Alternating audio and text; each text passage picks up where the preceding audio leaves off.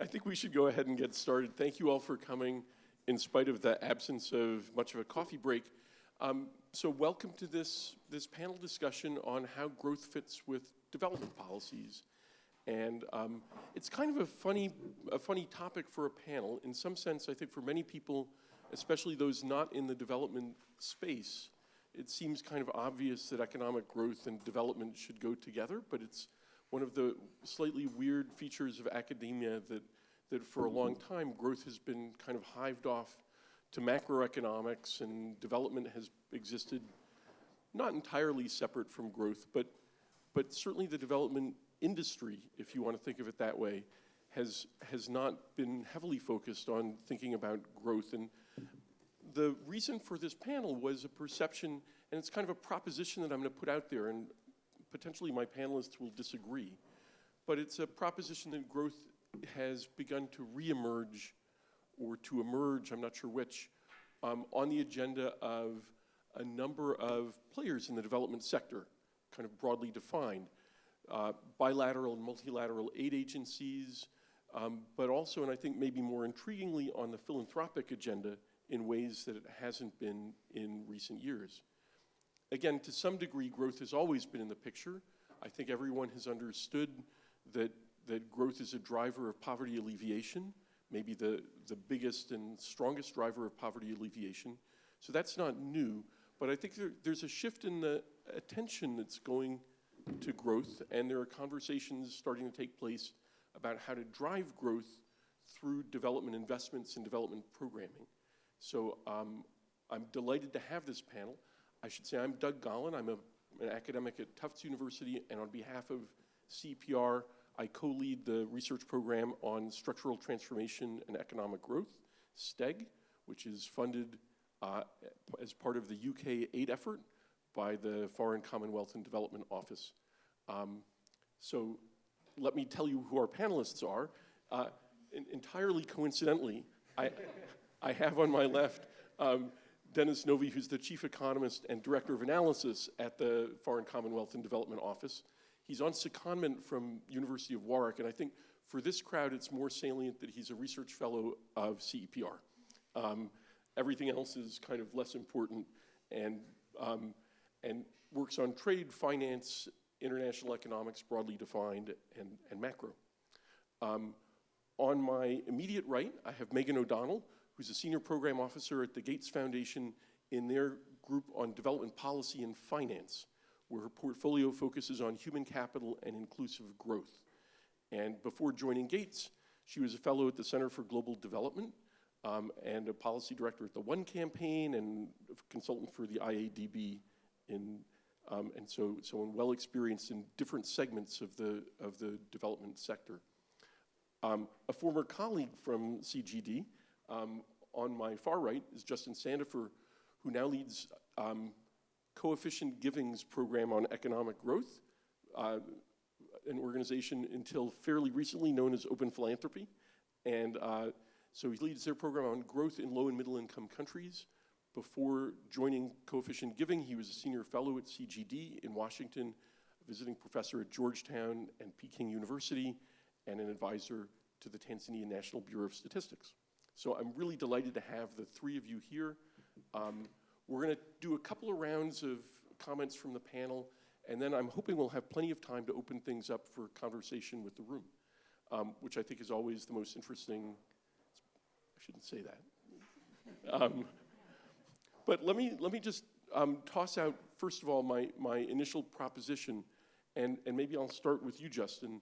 But in what ways has Coefficient Giving, this is a new space in some sense for Coefficient Giving, and I think it's a new space in many ways for the segment of the philanthropic sector that I don't say you represent, but so I wonder if you could just kind of tell us a little bit about where growth fits in, and what the kind of thinking is, and how things have changed, and how you see the landscape changing.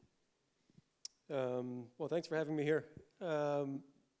It's true that things have changed for us. I would say, we come out of this whole kind of effective altruist mindset.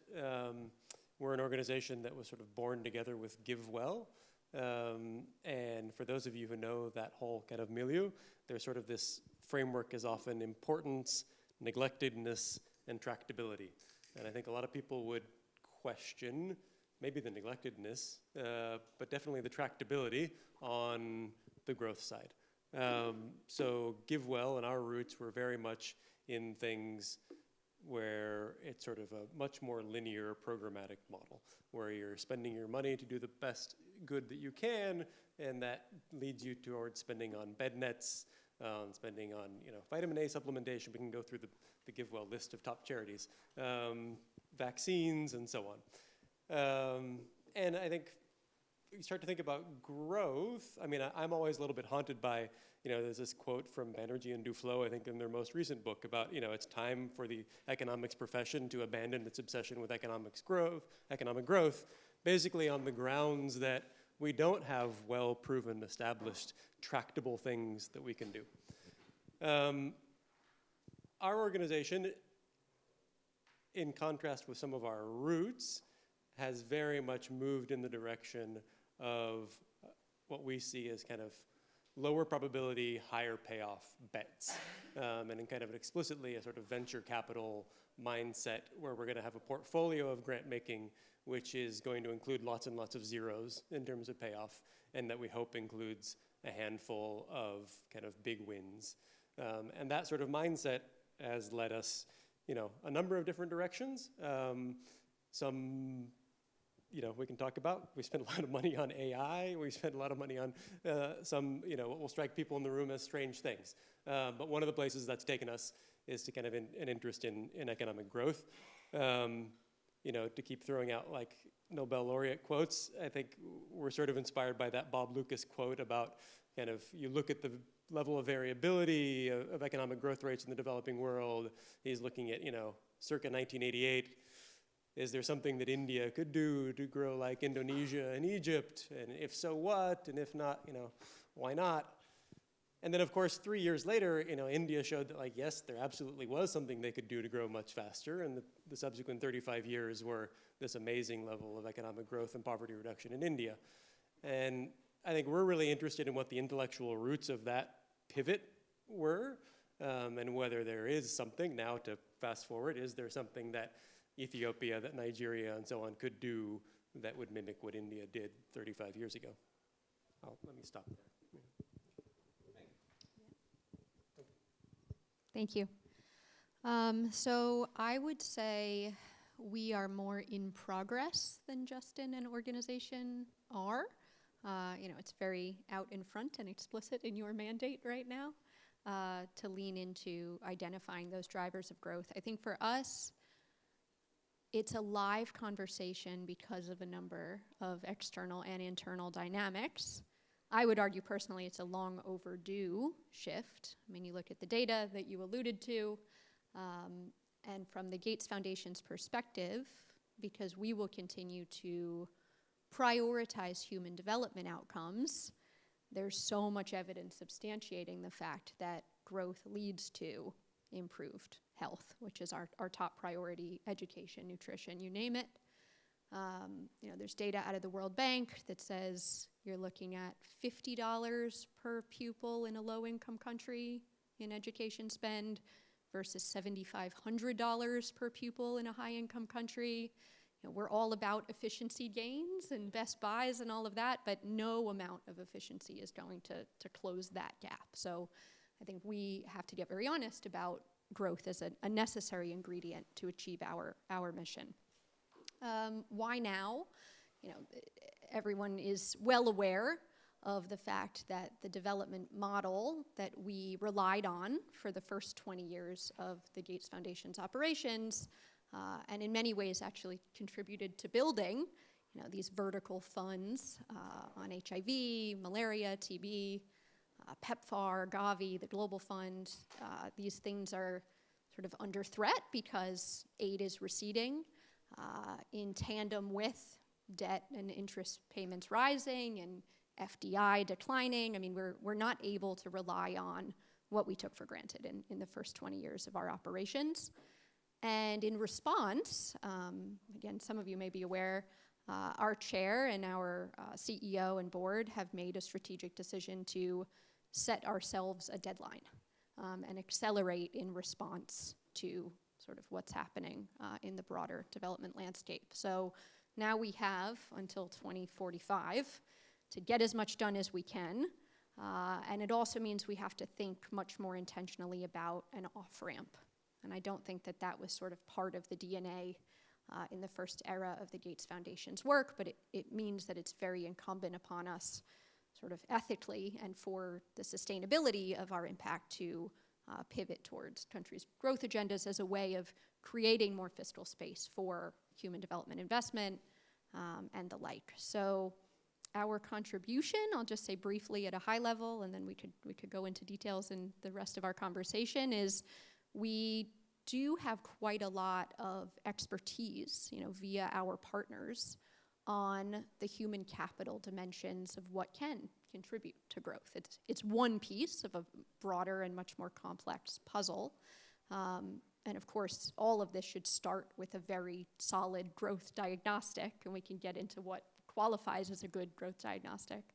But where constraints and opportunities emerge around human capital, there are a lot of Gates-supported partners that can identify, which nutrition interventions are going to address anemia leading to boosted productivity in a labor force, or reductions in HIV can address some of those supply-side constraints too.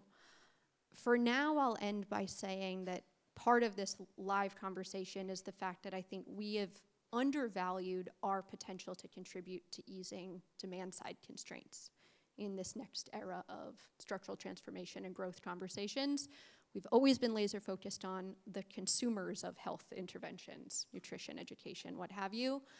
I don't think we've taken seriously enough sort of the win-win opportunities there are for job creation, market development in our priority economies in service of those human capital goals. So concretely, we have some conversations right now with Nigeria, with Ethiopia, with South Africa about domesticating health supply chains, or at least larger components of them. So you can create jobs by producing the syringes in Nigeria as opposed to, the west coast of the US or China or wherever. Same with these AI ultrasounds we're working on right now. I mean, that's a technology that could have benefits for maternal and child survival, but it could also create jobs in Ethiopia, for example. So looking forward to continuing to unpack some of that. Thank you very much. Dennis, I'm going to hand over to you, but I feel obliged to say that for FCDO, as somebody funded through the STEG program, clearly growth is not a brand new field. IGC, PEDAL, STEG, the growth research platform that STEG, PEDAL, and the recipe program all consist of is clearly pre-existing emphasis on growth and going back before that. So I just want to flag that we recognize it's not an entirely new space for FCDO. Thanks, Doug. That's right. Yeah, good afternoon. I'm very happy to be here. It's a great pleasure. Thanks, everybody, for coming. Before I comment on the topic, I should probably say a few things about FCDO in general, because not everybody in this room might know this. So FCDO is the Foreign Commonwealth and Development Office, which is the Foreign Affairs Ministry, as it's called in other countries, and development. So there used to be separate ministries. It used to be called DFID, and they were merged in 2020, and now it's one big ministry. So we have over 17,000 people working in our ministry, and it's headed by a team of ministers, of course the Foreign Secretary and the Minister for International Development in particular, relevant for today's audience. And as Doug has already said, we proudly fund a lot of research initiatives, a lot of them with CEPR. So for example, the STEG initiative, of course Doug is very, very much involved with, the PEDAL initiative, private enterprise development in low-income countries. We fund the IGC to a large extent, the International Growth Center, which is based in the UK, that of course does a lot of development work as well, and many other things. For example, there was the macro research in low-income countries conference recently, wrapping up that program at the IMF in Washington. That program was running for more than 10 years, so that's work with the IMF, we work with the World Bank, and so on. So that's a rough outline of what we do. Now, on this topic of economic growth, as Doug was saying, that's a staple. It's always been a staple for us. I don't think that's changed, but probably the attention on growth has risen over recent years for the simple reason that growth, especially in rich countries, has slowed down, especially since the great financial crisis. We all know what average productivity measures look like over the last 15 years as opposed to the, say, 15 years before that, starting in the mid-1990s till the early 2000s. And that's true for rich economies to some extent. It's also true for other economies. So it's always been very important for us. Now, different countries take different approaches. If you think about, say, Asian countries that have grown very fast over the last few decades, a lot of that has worked through manufacturing and the export of manufacturing products, amongst other things. But if you think about, say, Rwanda, that's a different model. There's much more focus on services and services exports. The external environment for international, for growth has become arguably a little bit harder over the last few years. We now see more fragmentation, arguably, of the global economy, maybe some move towards protectionism across various countries. We see challenges, say, for employment. We see challenges on AI. We see challenges on the macroeconomic side. Debt servicing is a big issue for lots of countries. Of course, we see issues on climate change and many others. And what I would just actually like to emphasize here at this point is not so much the perspective from a country like the UK, but the perspective from countries, especially developing or emerging economies that we talk to on a daily basis, and what they tell us. So in last year, our Foreign Secretary launched a consultation to hear more systematically the views from our partner countries, especially across the African continent, and to find out what they actually want from us. In some sense, we know this very well because through our network of embassies and high commissions, of course, we are in daily contact with all of them. And one of the things that comes out is they want to see us more as partners, not so much as donors. And I can say a few more things about that, and also has implications for the research that people do. And by the way, I should also say here, I'm very happy to be in this very research-intensive environment here at the CEPR Paris Symposium, because the research that people in this room do is really important to us. I should have said this up front.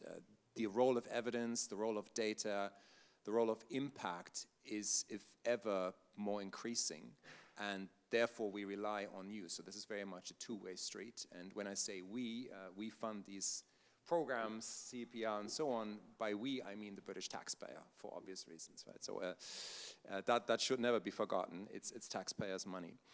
Back to the exercise of trying to come up with a more systematic view of what countries, especially on the African countries, want from us. They really want to be guided by evidence-based approaches. They want to see what works and where does the evidence lead us. They have a focus on inclusive growth. They worry about things like climate change and what on the innovation side we can do for that. For example, on coming up with innovative solutions for financial instruments, could be on sovereign debt, could be other issues. And they see the UK mainly as a trusted development partner. And of course, that's something that we intend to continue. And just to give an example, just last week I was in Zambia, seeing a lot of different things and talking to lots of different people in Zambia, including various people in government. And a typical thing that we heard both in Zambia and that a lot of other countries are telling us is they want access to finance, they want access to financial markets. They're of course interested in the UK in particular because of the strong financial industry in the UK, not just in London, but also say in Scotland. There's a very strong financial industry all over the UK. And they are really interested in expertise. So things like setting up the tax system, right? That's of course a staple issue in this room. Lots of people will know about this. Setting up state capacity, how do you deal with tax collection, but also things like measurement of inflation, how to deal with large data sets, the expertise that comes with this. This is something that all of us in this room essentially do day in, day out through our research, and bringing that expertise to countries is something that they demand. And that's something that we think we can provide and should provide. Let me stop here. Fantastic, thanks. Justin, let me come back to you since you offered that provocation from Banerjee and Duflo. what levers does a philanthropy have to generate global growth or growth in low and middle income countries? And even a well-funded philanthropy, this seems like a challenging proposition. So what's, in a sense, you've hinted at it, but what is the kind of theory of change, if I can use that expression, and what constraints do you face? Yeah, I mean, it's a bit grandiose for a philanthropy to launch a program on, I think we're now called the Global Growth Program. So, you know, a few million here and there, I'm sure we'll make a dent.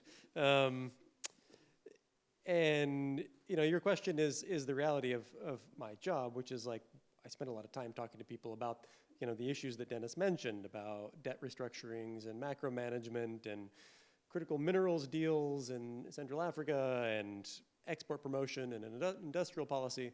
But at the end of the day, like, you know, my job is to write grants, and to whom, to do what exactly.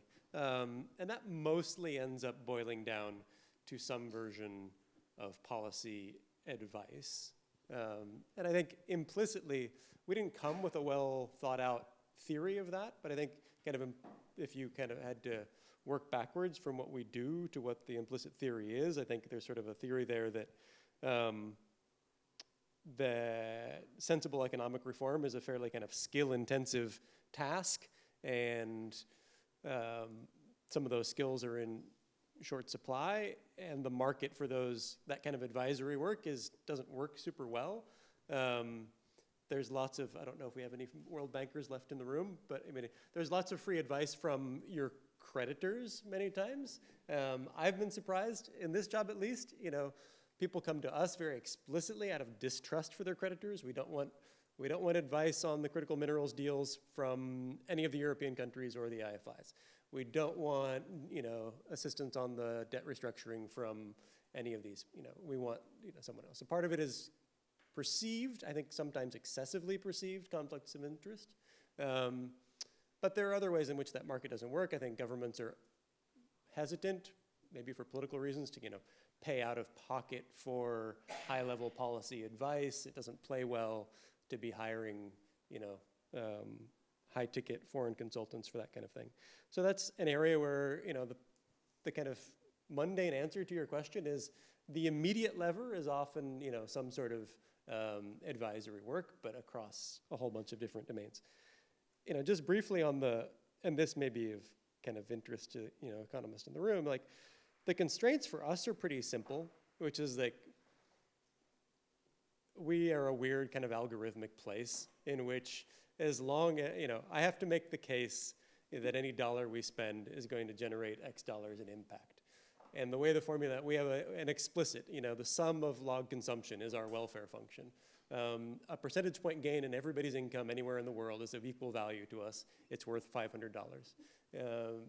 We will pay, you know, up to, you know, at the current rules, we will pay 25 cents to raise anybody's income by 1%. And so 25 cents to raise your income in the US, that's like $500. That's hard to do. In Malawi, 1% of your income is like $5, so maybe with 25 cents, you know, we can get there. It's all very explicit, but the constraint on us is like you have to be able to sit down and credibly make the case that yes, this grant is going to foreseeably raise economic growth by that amount. And I think for the most part, when we talk to people, any very smart people doing really exciting things, people get really nervous when you start talking about, all right, let's draw the line from your work to that payoff. Thank you. Megan, I guess I'm going to turn to you. The Gates Foundation, or certainly your group within the Gates Foundation, seems to have a fairly explicit and well-defined, seems to an outsider to have an explicit and always qualify things that way, but a theory of change that involves working through relationships of the kind you've mentioned with particular governments where you have perhaps some access. I wonder if you just talk a little more about what that theory of change looks like and what kinds of interactions those are. Yeah, I'd say that is also sort of a real-time endeavor. Rather than having landed the plane, we are very much grappling with how to get there. because traditionally, because of the way the foundation is structured around these sector and issue-specific priorities, you could have a dozen different program teams going into a country, requesting a meeting, even with the finance ministry, not just the health ministry, to talk about malaria or nutrition or maternal health or digital financial services. And that's a mess and doesn't really compel people to want to work with us. And so I think, again, with that forcing function of this 20-year deadline, it is now incumbent upon my team and my broader division focused on policy and advocacy to move towards a model that is a lot more strategic, holistic, sustained. And growth seems like a really smart umbrella given the mandates and objectives of finance ministries and LMIC governments, and also what we can potentially bring to the table with so much humility, acknowledging the broader complexities, but noting our contribution. So I think going forward, we want to show up, again, coming back to the point I raised earlier about the diagnostics, in that sort of matchmaking mode of, hey, you have X, Y, and Z problems.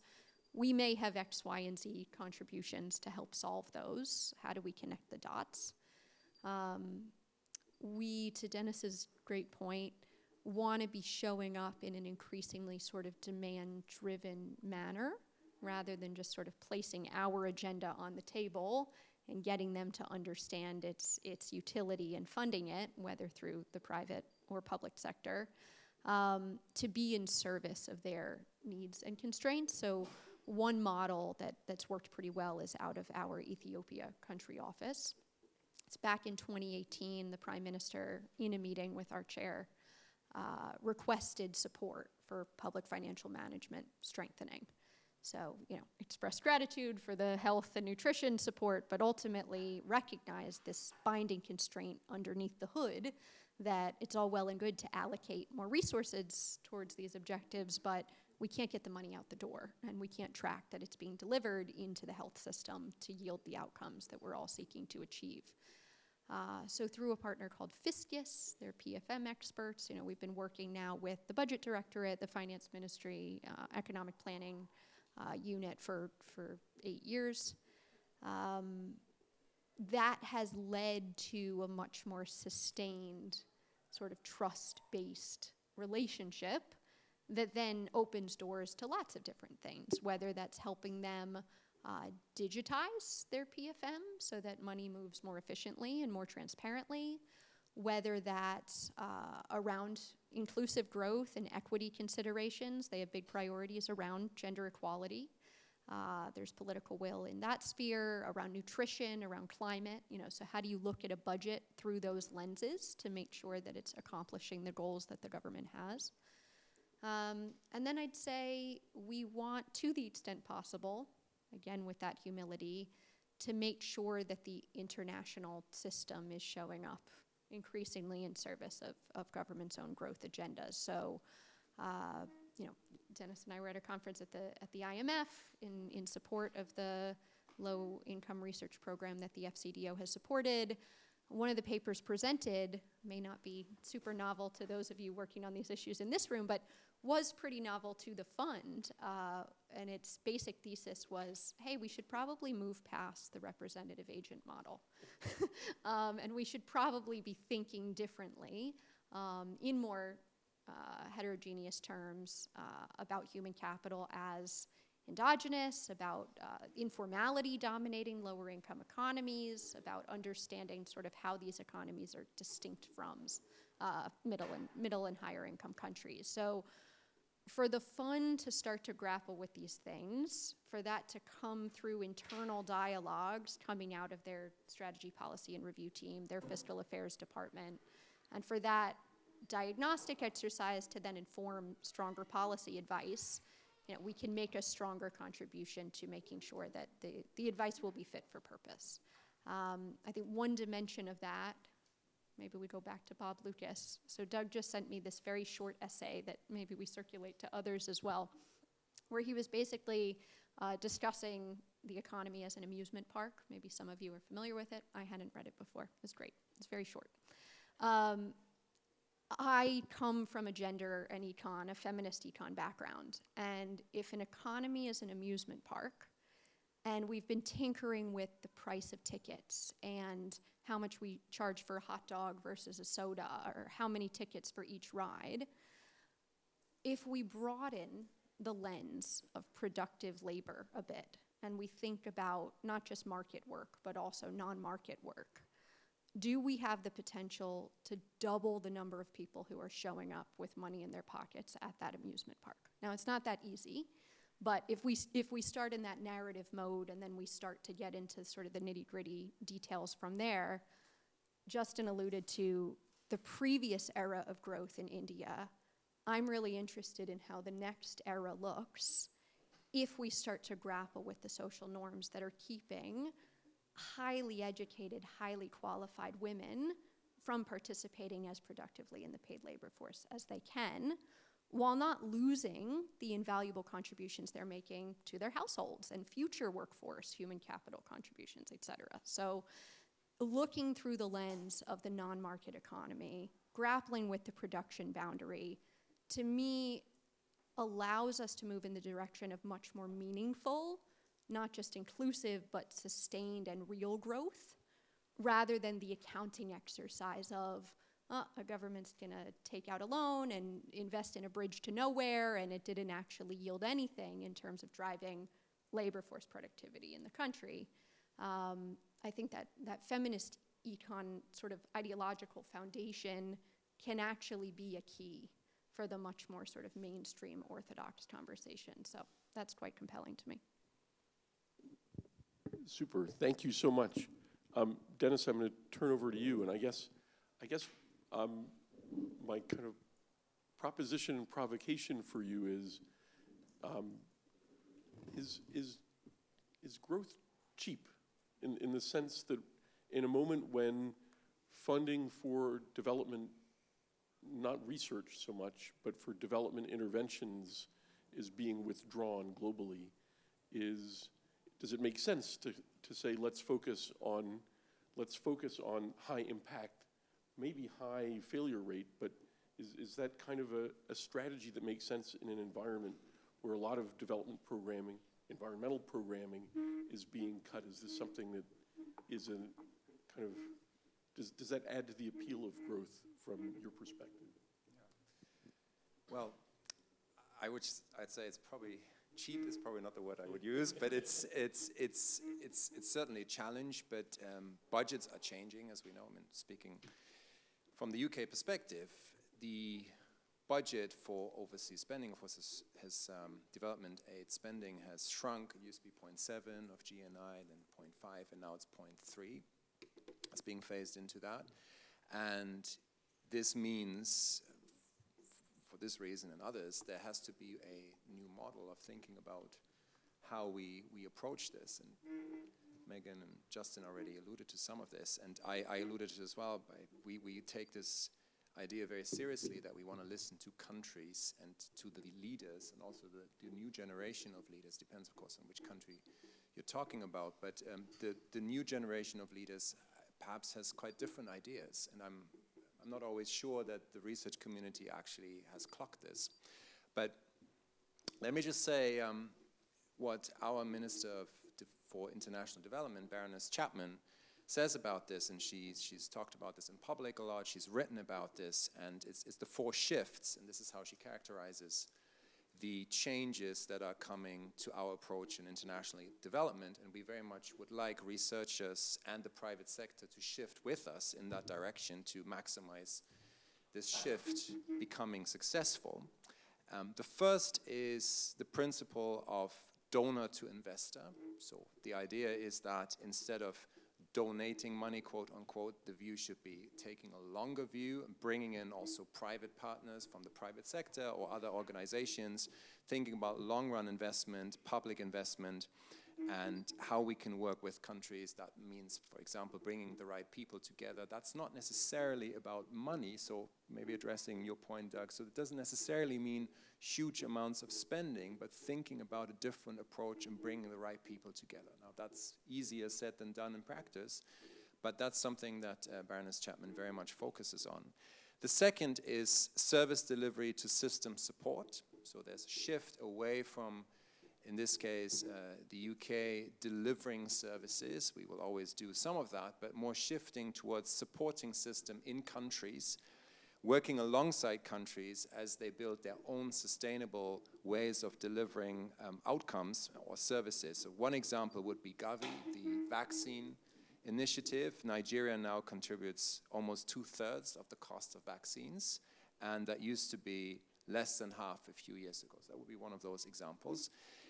The third one is grants to expertise, and this is probably maybe the most closely related to the work that people do in this room. I mentioned this earlier. If you talk to government officials in countries, they often really, really want that kind of expertise. And in this room, we have a concentration of expertise. So that means setting up systems of state capacity, working with research institutions, universities, world-class universities, which of course we have some of them. We're lucky to have some of them in the UK, and you all work in that sector. Working together with private expertise, financial industry, health industry, tech industry, and that is something that countries really demand, and bringing that together is very important. And finally, from international intervention to local provision, so the idea that instead of delivering services at arm's length, more working with local organizations, local institutions, be it government, be it civil society or other groups in countries, to make sure that have their own sustainable, locally led solutions rather than solutions that come from the outside. I mean, you cannot always make that distinction so clearly, but it's sort of trying to move in that direction. And I would encourage everybody in this room to think about that, and perhaps, I know you're all very busy and you have other things to do than listening to what government officials are saying, but it might be useful to have a bit of an ear for those things and seeing how governments are thinking about those issues. Fantastic. I think rather than do another round, I'd just love to open things up for comments and questions from the room. And why don't we do this? Why don't we collect a batch of them? Otherwise, it's very tempting for the first question to generate a filibuster. And so why don't we collect a bunch of them, and then maybe we'll do a couple of batches. We'll see how it goes. I wouldn't think I would. Can I have to wait for the mics because I think this is being recorded. Okay. It's on? You can hear me? Okay. I didn't think I would have a question, but actually this last comment made me think about something.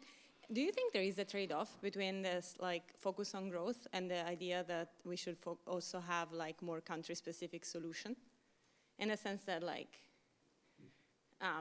we tend to have this model for growth. There's one model, and then instead of at the same time we're saying we have to let the countries choose what they want to do, what they want to invest. And how do we think about these two things? My question is less big picture and more mundane, and I'm actually curious for Megan and Justin, you joining this panel as funders, and I'm curious if you could speak to how you work with researchers. And I think Gates, I know issues, challenges, and open funding calls, but I'm kind of curious about also are you interested in working with just researchers, or it's when researchers work with governments for scaling, and the areas of interest, as a researcher who often has projects that could benefit from those types of things, and other people in the room, I'm sure.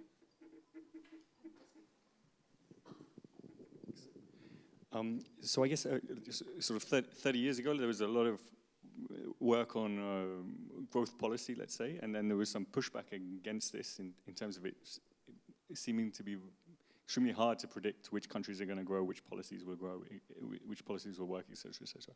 And so I'm wondering, are the goals here very different from those goals, or do we think that we were too pessimistic previously, or do we think that something has changed so that it's much easier to answer those questions now than it was, say, 30 years ago when this was there was a lot of work on this?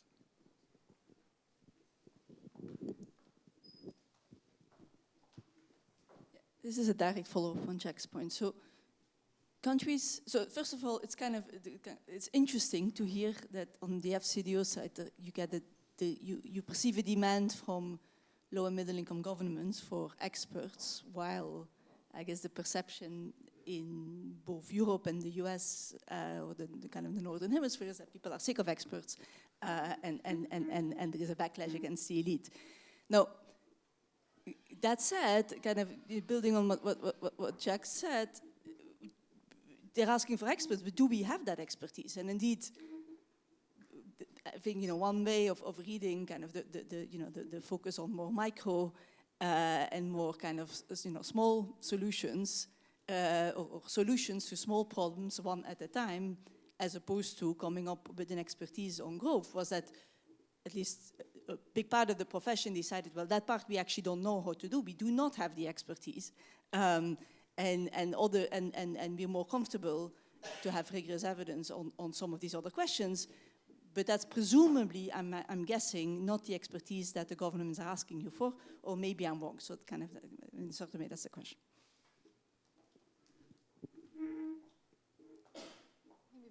That's probably enough to tackle for right now. Gosh, I'm glad I'm just moderating. So let me start with you, Justin. And the deal I made with the panelists is they get to answer the questions that they want to answer.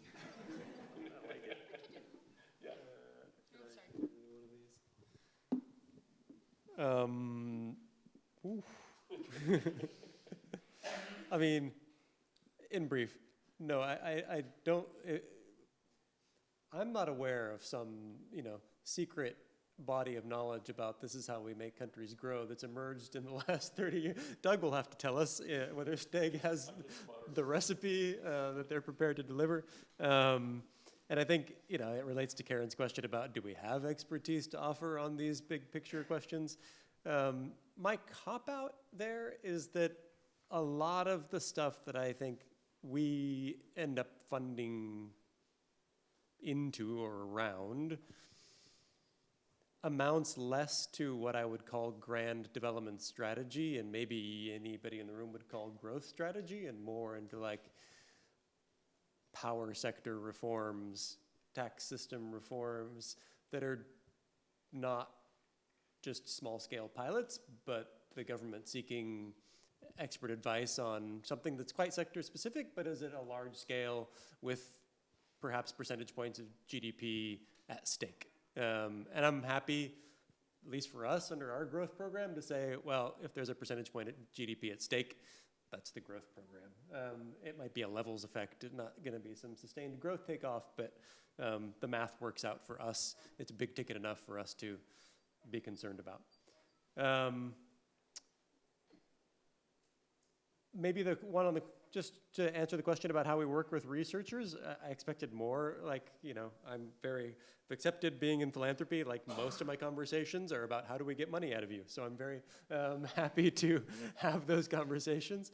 It has been hard for me taking this job, which most of my friends and colleagues are kind of in the academic and research space.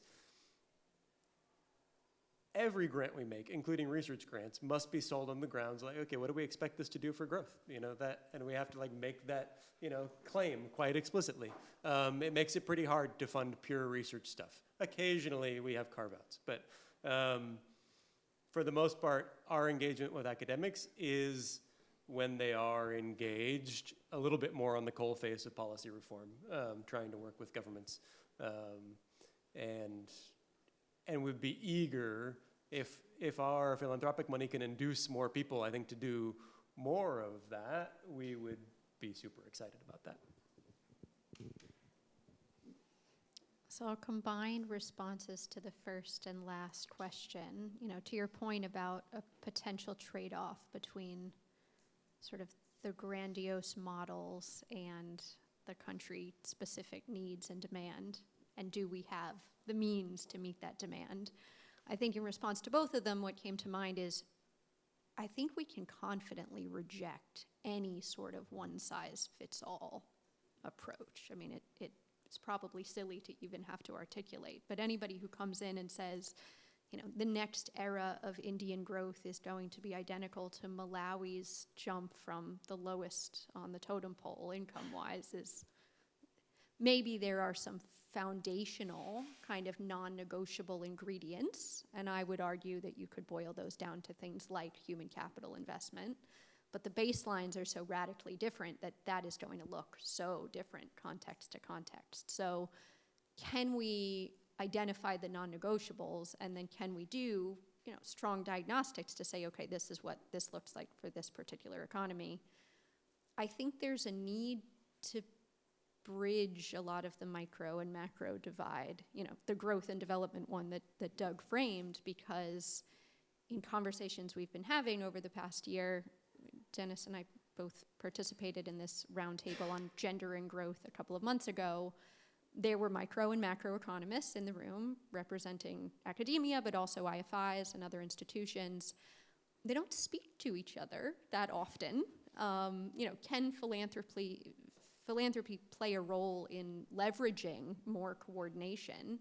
Because sometimes the solutions can be found at micro level. To Justin's point, they have to be carefully sort of unpacked to be appropriately scaled, but we know a lot of things from the great evidence you all have generated that could be applied, at scale. To your practical question, I am currently funding a whole lot of research with STEG a little bit, the Yale Economic Growth Center, Brookings Institution, the Africa Center for Economic Transformation, NBER has a Gender in the Economy working group. They're all wonderful. I'm so proud to support them.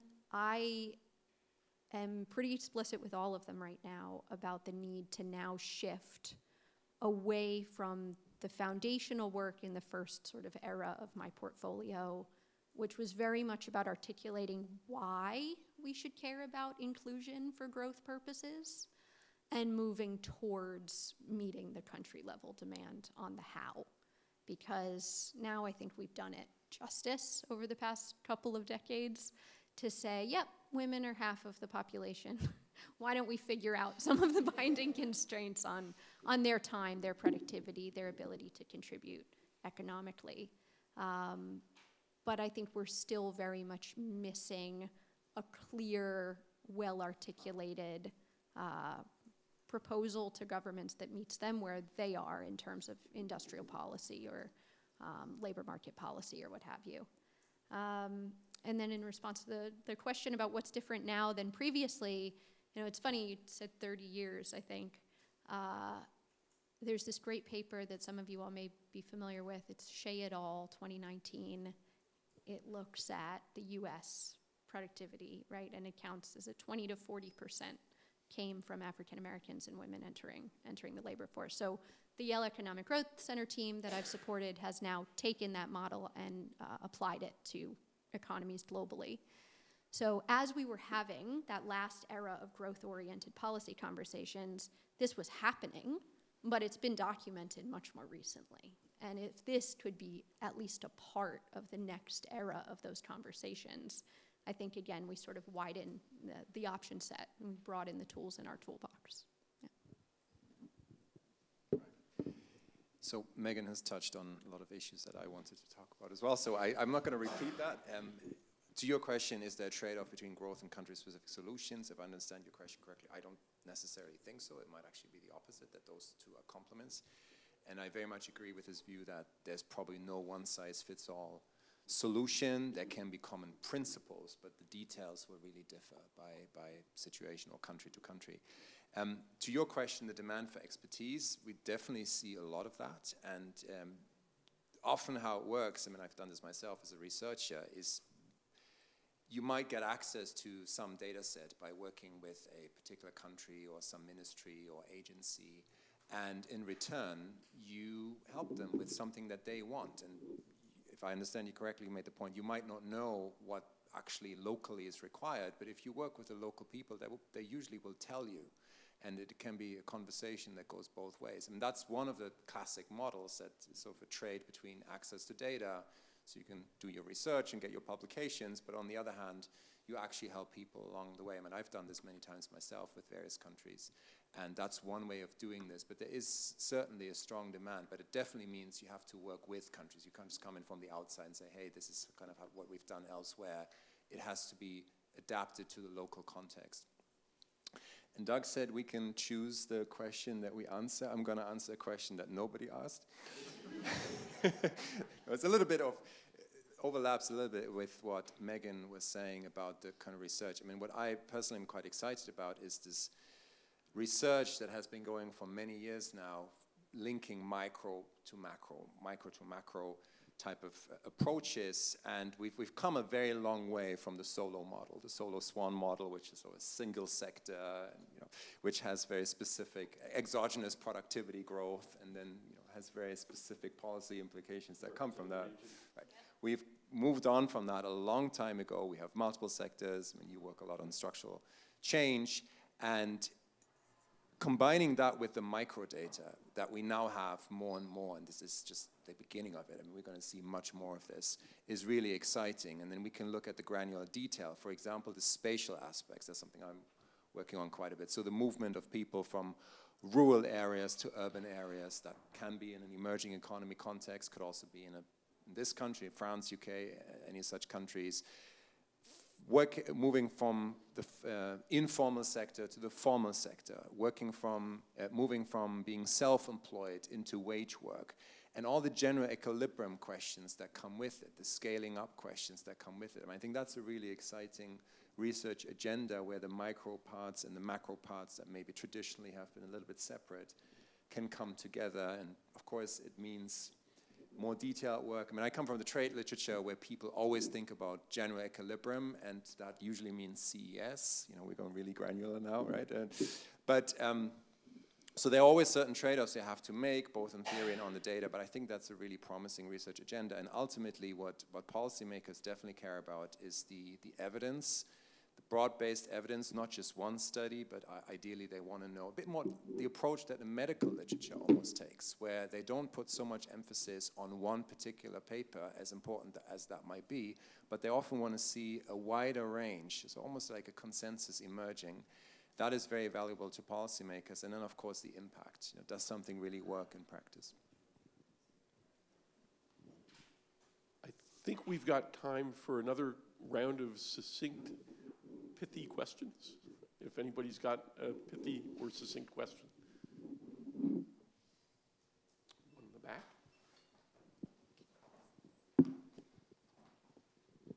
But the succincter and pithier, the better. Yeah, I feel like I have to represent recipe here as part of the kind of the growth agenda, and so I'm wondering how you see this the link between growth and fragility, right? Because I mean, the perspective that is taken by the panel is very much the one of like a benign government that's trying to find out how to most effectively kind of like promote development. Not all governments are benign, and we know that most, like the poorest countries, tend to be fragile today. So how do we think about that?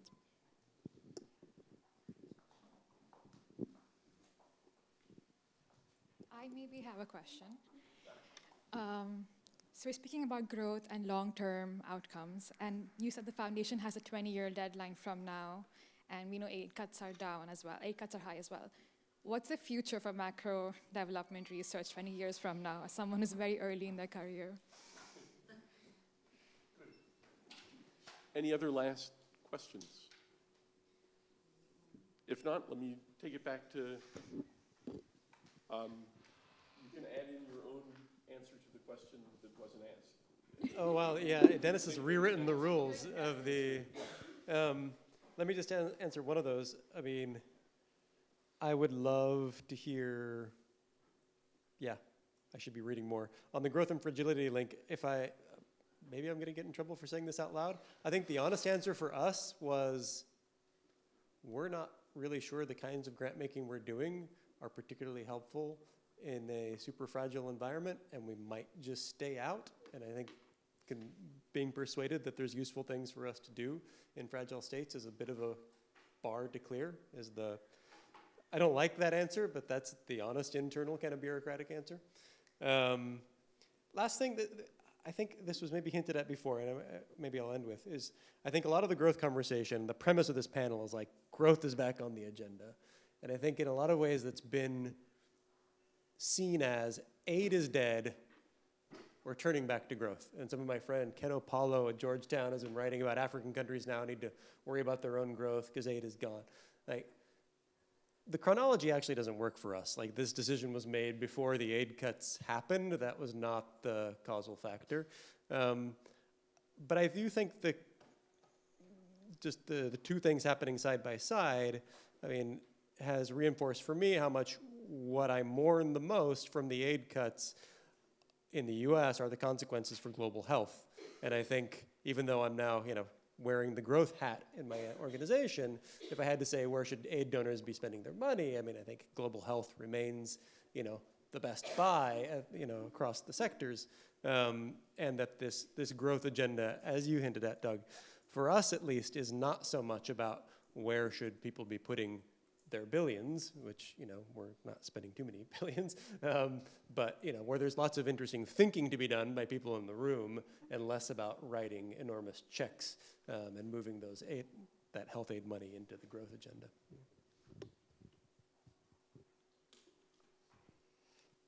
I think the fragility point is such an important one and also really, really challenging to grapple with. I mean, I was thinking of our work in Nigeria, which is a priority country, and I am not an expert on this literature, so you may be able to educate me, but the extent to which we could interrogate within a country like that improved economic outcomes having some benefit for security. I mean, we often think of it in reverse, right? Like, you've got to get your sort of political house in order and you need to sort of do away with the violent conflict, and then we can think about growth and development. But this is going to be a strange micro-macro divide bridge, but coming from the gender and econ world, cash transfers, right, money in hand in a household decreases intimate partner violence. So is there something at macro level that we could sort of pontificate on there that would be interesting? Aditi, to your question, 20 years from now, who knows? Things accelerate and change so quickly, but I turned to Justin after one of the presentations earlier and wonder if data inputs will look radically different 20 years from now. And Dennis alluded to this in talking about spatial mapping and some of these new data sources that we can draw on. The frontier, the next generation of researchers, I wonder if you all will be drawing on totally different sources that are more sort of real time and practical from a policy perspective. The fund, hesitant to cite the fund, but yeah, they had an interesting article, I think just last week, out on nowcasting. So even as we say the word growth, I mean, everybody's still thinking in terms of GDP in the system of national accounts that underlies it. And this is a technical, exhausting exercise that low-income countries can't do more than once a year, usually. I mean, we get our figures more frequently, but they don't have the means to do that. If you can innovate beyond that, do you have more practical inputs for more real-time policy adjustments? So to the extent the academic sort of world will start to coalesce more or merge with the policy world because of what data, becomes available, I think will be interesting to see. Yeah, so Oliver, I'm glad you asked that question because we have neglected that point. I mean, all the discussion we've had implicitly assumes this idea that maybe you can lift growth rates by doing this or the other. But often, perhaps the biggest impact that we can have is to avoid the collapse of growth. And of course, that is often linked, and there's overwhelming empirical evidence, and you and your research initiative are at the frontier of that, showing that if you have fragility, if you have strife, if you have conflict, war, and humanitarian challenging difficulties, then there is no place for growth in those situations, and it just doesn't end well. And so a lot of the research probably should be thinking much more about how can we predict or prevent those bad things from happening. And maybe if you think about this in a holistic way, maybe that's actually where we should be focusing on much more as a research community. I don't know the answer to that question, but I know you and your group are asking that kind of question. And I think that's really important. And there is clearly an asymmetry there. It's a bit like monetary policy. I mean, if you're a central bank and you do your job really well, okay, people might be okay with it, but you're not going to get a gold star for it. But if somehow there's a problem with monetary policy and you have some macroeconomic problem, then you will certainly know about this. People will get unhappy. So there's this asymmetry maybe also in the growth arena, that if we lose a particular region because of war or conflict, it can have really bad outcomes for growth. Yeah. And preventing that might be hard to sell as an impact, or we were able to prevent this and that problem, but in practice that might be really, really important. Thank you all so much. Just a great conversation, a great panel. I think I'll close, I think on this growth and development note, the analogy that comes to mind, which probably will mean nothing to most of you, which is the point. In my macro training in grad school 35 years ago, more or less, I remember getting taught at some point about the Cambridge controversy in macro, which was something to do with Cambridge, Massachusetts and Cambridge, England, and something to do with the existence of an aggregate production function and the measurement of capital. And it was taught to us in a way that made it clear that this had been sort of a controversial thing at some point in the past, and nobody could quite remember anymore what the controversy was about or why it was important. And I guess my aspiration is that this kind of division between growth and development, as development has moved to ask, as micro-development literature has moved to ask more complicated questions about scaling and general equilibrium effects, and as macro and growth have moved more towards micro data, that I kind of expect that the people sitting in this room, not for a panel, but for a class in development in 10 years, are going to be kind of baffled by the idea that there was this distinction and that these subjects were being taught separately at some point. And so that's kind of my aspiration. I think partly that's where this literature is going and where the macro development literature has been trying to go. And I think having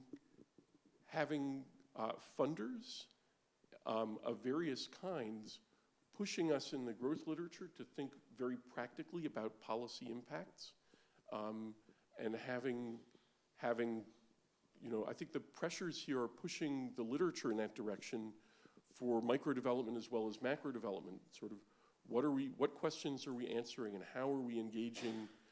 How are we engaging with the demand for research and for knowledge? Not for research. It's not the demand for research. It's the demand for knowledge to inform, not, somewhat grandiosely, but to inform the process of development. And so I think there's a ton of work to be done. It's exciting to see the research that's going on and it's taking shape. And I'm really grateful to the panelists for bringing their insights into this process and for sharing time, for traveling a long way to take part in the conversation. So I hope you'll join me in thanking them.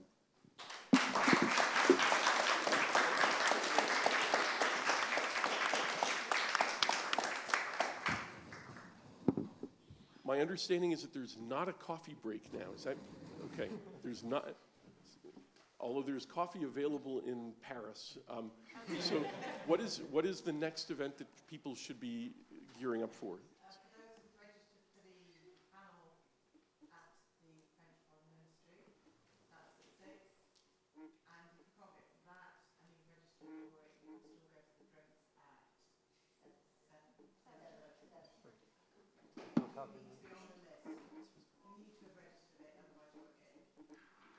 All right. Anyway, thank you all, and thanks for joining the session.